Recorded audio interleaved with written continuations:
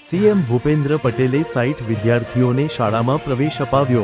નવનિર્માણાધીન civil હોસ્પિટલની કામગીરીની ઓચિંતી મુલાકાત લીધી। છોટા ઉદેપુર ખાતે રાજ્યના મુખ્યમંત્રી ભૂપેન્દ્ર પટેલે પ્રવેશોત્સવમાં હાજર રહીને 60 વિદ્યાર્થીઓને પ્રવેશ અપાવ્યો હતો। રાજ્યમાં શાળાના નવા સત્રની શરૂઆત થઈ ગઈ છે, ત્યારે રાજ્ય સરકાર દ્વારા પ્રવેશોત્સવની શરૂઆત કરી દેવામાં આવી છે, જેના ભાગરૂપે આજે છોટા ઉદેપુર ખાતે પ્રવેશોત્સવ યોજાયો હતો, જેમાં રાજ્યના મુખ્યમંત્રી હાજર રહીને આંગણવાડીમાં 10 કન્યા 16 કુમાર મળી કુલ 26 બાળકોને પ્રવેશ અપાવ્યો હતો, જ્યારે ધોરણ 1માં 19 કન્યા 15 કુમાર મળી કુલ 34 બાળકોને પ્રવેશ અપાવ્યો હતો। આ પ્રવેશોત્સવમાં વર્ષ 2005માં તત્કાલીન મુખ્યમંત્રી અને હાલના વડાપ્રધાન નરેન્દ્ર મોદીના હસ્તે પ્રવેશ મેળવનાર પૂર્વ વિદ્યાર્થીઓનું સન્માન પણ કરવામાં આવ્યું હતું। સંપાદન નટવરભાઈ નટુભાઈ પરમાર, છોટાઉદેપુર।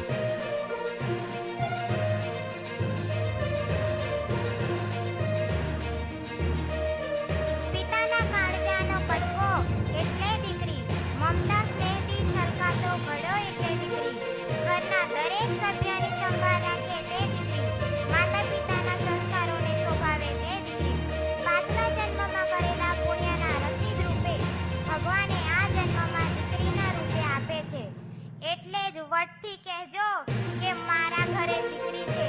પહેલાના સમયમાં દીકરીનો જન્મ થતા લોકોના મુખ પરનું સ્મિત ઓસરાઈ જતું હતું। દીકરીને પારકી થાપણ સમજી તેની અવગણના કરવામાં આવતી, દીકરાના જન્મને વધાવવામાં આવતો, દીકરાને કુળનો દીપક કહેવામાં આવતો, પરંતુ સત્ય તો એ જ છે કે દીકરી જ ઘરની દીવડી છે, જે બે ઘરમાં પોતાનો ઉજાસ ફેલાવે છે, માતા પિતાના ઘરને ઉજાસથી ભરી દે છે અને લગ્ન બાદ સાસરીમાં પોતાના અજવાળા પાથરે છે।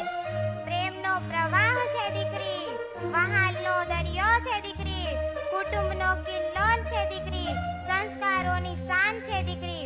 હવે સમય બદલાઈ ગયો છે, દીકરીઓ સમયની સાથે કદમ મિલાવી ચાલતી થઈ છે। આજે દીકરી ઘરકામની સાથે અભ્યાસ કરી ખૂબ આગળ નીકળી છે, ઉચ્ચ અભ્યાસ અને નોકરી કરે છે, પોતાના પગ પર ઊભી રહે છે। સમગ્ર ભારતમાં દીકરીઓને શિક્ષિત બનાવવા અને દીકરીની ભ્રૂણ હત્યા દૂર કરવા માટે આપણા દેશના યશસ્વી વડાપ્રધાન શ્રી નરેન્દ્રભાઈ મોદી સાહેબ શ્રી દ્વારા 22મી જાન્યુઆરી 2015ના રોજ હરિયાણાના પાણીપત શહેરથી બેટી બચાવો બેટી પઢાઓ યોજના શરૂ કરવામાં આવી છે।